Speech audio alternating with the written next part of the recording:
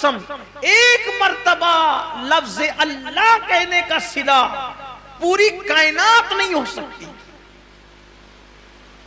اس کا نام زبان پر آیا، اس کا صلہ کائنات کی تمام نعمت نہیں ہو سکتی. اللہ کی عبادت کا صلہ اللہ کے سوا کوئی نہیں دے سکتا. تو بندوں کو چاہیے کہ بندے جب اللہ کی عبادت کریں تو نیت خالص کریں اور سوچے کہ بس اللہ مجھ سے راضی ہو جائے. اسی لیے تو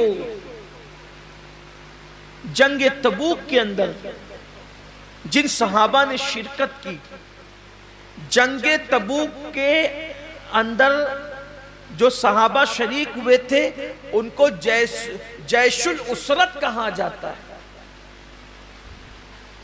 تنگی والے فوجی، بلکہ وہ تنگی کا حال یہ تھا جنگ تبوک کے اندر. مورخین نے یہاں تک لکھا ہے کہ ایک ایک کھجور کو 8 مجاہدین استعمال کرتے تھے.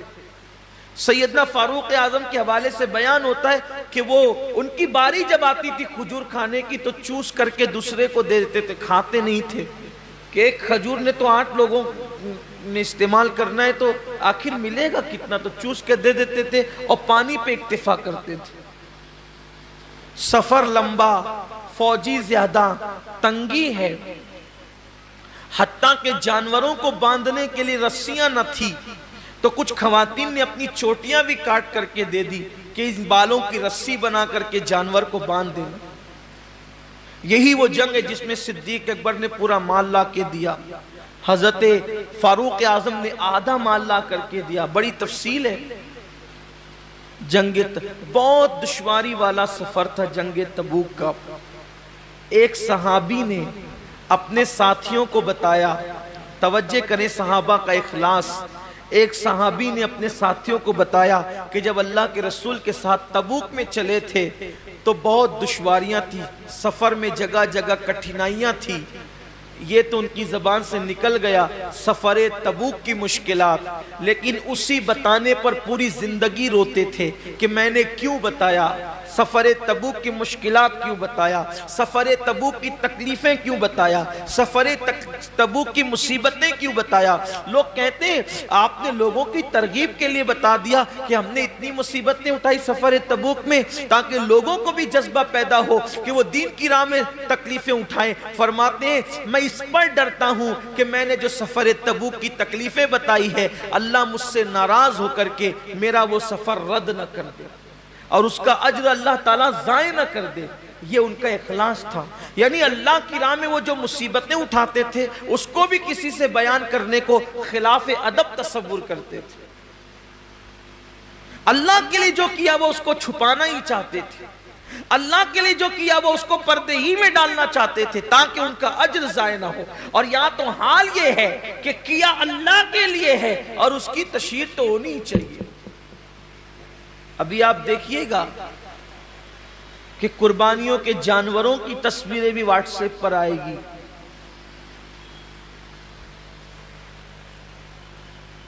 قربانیاں بھی واٹس ایپ پر آئے گی. بچڑوں کا گھمانا پھرانا بھی واٹس ایپ پر آئے گا. بکروں کی تشہیر بھی واٹس ایپ پر آئے گی. کیا فکر ہے لوگوں کی؟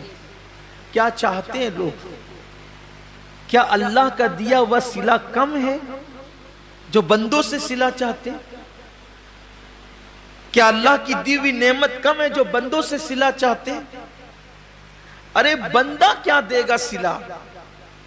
اور بندہ اگر کسی کو دے بھی تو اپنی اوقات کے مطابق دے گا. اللہ کسی کو صلہ دے تو اپنی شان کے مطابق عطا فرمائے. تو جس نے اپنی شان کے مطابق دینا ہے صلہ اس سے لینا ہے. تو لوگوں کو چاہیے کہ وہ اللہ کی رضا کے لیے کریں. تو وہ جو علم والا بندہ ہے اللہ فرمائے گا کہ تو نے میرے لیے نہیں کیا بلکہ عالم کہلانے کے لیے کیا، علم والا کہلانے کے لیے کیا، خطیب کہلانے کے لیے کیا، ادیب کہلانے کے لیے کیا. ارشاد ہوگا اس کو بھی منہ کے بل گھسیٹتے ہوئے جہنم میں لے جاؤ. حضرت سیدنا ابو ہریرہ فرماتے ہیں تیسرے بندے کو لایا جائے گا. جب وہ تیسرا بندہ آئے گا تو وہ تیسرا بندہ اللہ فرمائے گا میں نے تجھے نعمتیں دی تھی بندے، بتا تو نے کیا کیا؟ اے بندے تو نے کیا کیا؟ میں نے تجھے نعمتیں دی تھی. وہ عرض کرے گا مولا تو نے جو مجھے دولت دی تھی میں نے خوب لٹایا تیری راہ میں. اللہ فرمائے گا تو جھوٹا ہے, تو اس لیے دولت خرچ کرتا تھا, پیسے نکال کر دیتا تھا کہ لوگ تجھے سخی کہیں, سو میں نے تجھے کہلوا دیا, آج تیرے لیے میرے پاس کچھ نہیں. جن لوگوں کے لیے تو نے یہ کام کیا تھا جا کے صلہ ان سے لے لے, اور اس کو بھی منہ کے بل گھسیٹتے ہوئے جہنم میں ڈالا جائے. یہ حدیث جب بھی پڑھی جاتی تھی, سیدنا ابو ہریرہ جب بھی پڑھتے تھے تو اتنا روتے تھے, ایسا لگتا تھا جیسے کہیں روتے روتے ان کی جان نہ نکل جائے, روتے روتے ان کی روح نہ پرواز ہو جائے. لوگ دعائیں کرتے تھے کہ کاش ابو ہریرہ چپ ہو جائیں, کہ پہلے 3 لوگوں کا حساب ہوگا اور تینوں کے پاس کتنے بڑے بڑے اعمال ہوں گے, ایک کے پاس شہادت, دوسرے کے پاس علم, تیسرے کے پاس سخاوت, لیکن اللہ تعالیٰ تینوں کو جہنم میں داخل فرمائے گا صرف اس وجہ سے کہ انہوں نے یہ کام اللہ کے لیے نہیں کیا تھا. آج کتنا اللہ کے لیے ہو رہا ہے دیکھ لیں آپ, حج کو دیکھ لیں, زکوٰۃ کو دیکھ لیں, قربانی کو دیکھ لیں, صدقات کو دیکھ لیں, مسجدیں بنانے کو دیکھ لیں, مدرسے بنانے کو دیکھ لیں. آپ دیکھ لیجئے, حضرت سیدنا داتا علی حجوری رحمت اللہ علیہ فرماتے ہیں کہ میں نے اپنی کتاب پر چاہا تھا کہ میں اپنا نام نہ لکھوں, کشف المحجوب پر مصنف میں اپنا نام نہ لکھوں, لیکن پھر سوچا اپنا نام نہیں لکھوں گا تو کتاب غیر معتبر ہو جائے گی, پتہ نہیں کس کی ہے, تو اس ڈر سے لکھ دیا کہ معتبر ہو جائے تاکہ لوگ میری بات مان لیں, ورنہ ڈر لگتا ہے کہ کہیں میری کتاب پر میرا نام لکھنے سے اللہ میرا اجر ضائع نہ کر. بہت سارے بڑے بڑے ہمارے اسلاف ہیں, بڑے بڑے بزرگ ہیں, انہوں نے خود کتابیں لکھی, اپنا نام نہیں لکھا, اپنے شاگردوں کے نام سے منسوب کر دیا, بلکہ خود اعلیٰ حضرت رضی اللہ تعالیٰ عنہ کے دادا, انہوں نے ان کے متعلق ایک بہت بڑے عالم دین نے مجھے بتایا کہ خطبے کی کتاب انہوں نے خود لکھی, مگر اس کو اپنے نام سے شائع کرانے کی بجائے اپنے شاگرد کے نام سے شائع کرا دیا. یہ اللہ والوں کی شان ہے کہ اپنے اعمال لوگوں کے نام سے شائع ہو جائیں تاکہ ضائع ہونے سے بچ جائے, کیونکہ اللہ تو دیکھ رہا ہے, صلہ تو اللہ نے دینا ہے. لیکن آج حال یہ کہ انسان یہ چاہتا ہے کہ سب کا کہ اعمال ہم اپنے نام کر لیں. اب تو حالت یہ بھی کتابیں خرید کر کے اپنے نام سے چھپائی جا رہی ہے. لوگ لکھنے والے باصلاحیت لوگوں کو اللہ ماشاءاللہ پیسے دے دیتے ہیں اور وہ مسودہ خرید لیتے ہیں اور اپنے نام سے شائع کرا دیتے.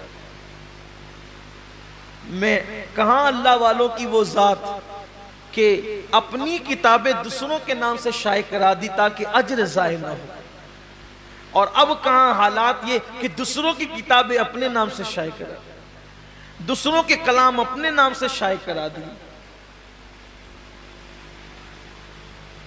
اس کا مطلب اخلاص رخصت ہو رہا ہے, لوگوں کے نزدیک اللہ کی رضا کی اہمیت نہیں رہ گئی, لوگوں کے نزدیک رضا الہی کی اہمیت نہیں رہ گئی. اور اللہ رب العزت اپنے محبوب سے فرما رہا ہے وَمَحْيَايَ وَمَمَاتِي لِلَّهِ رَبِّ الْعَالَمِينَ, حبیب اعلان کر دیے کہ زندگی بھی خدا کے لیے ہے اور موت بھی خدا کے لیے. اور یاد رکھنا, اپنی گفتگو کو سمیٹتے ہوئے کہہ رہا ہوں, جس کام میں اللہ کی رضا ہوگی یا اللہ کی رضا کی نیت ہوگی, جس کام میں اخلاص ہوگا, اس کام میں اللہ رب العزت کی رضا شامل ہوگی, تو اس میں اللہ کی طاقت اور قوت بھی شامل ہوگی.